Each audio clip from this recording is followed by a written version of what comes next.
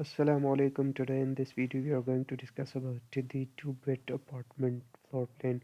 Here in this floor plan we will discuss about the spaces, about the circulation, about the arrangement of spaces, about the entry, exit. So let's go. So here we can enter to apartment. Here is a foyer. With foyer here is this master bathroom. Master bath. Here we can enter to a bath.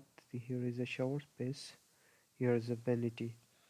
So from here, if we go through a corridor, here we can enter to a kitchen. Here is kitchen. So this space is for the study purpose. Here is a chair and book space, bookshelves.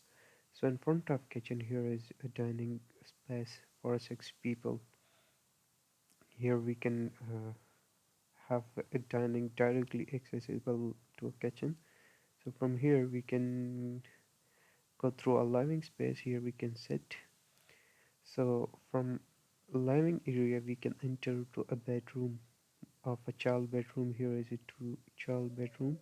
Here is the study space for the child, or also we can use it for system, for laptop, etc. Here is the shelves for box. So we can enter to master bed from here. Here is closets for master bedroom. Let's see the dimension of this.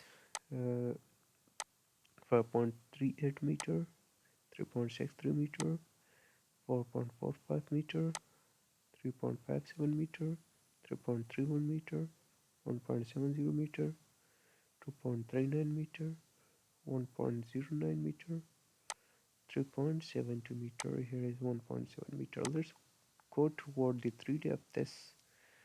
So here is the 3D. We can enter to apartment from here. Here is bath, fully furnished bath. Here is a shower, the vanity, the toilet. Here is study room, study space. Here is the bookshelves, you can see. So here we can go through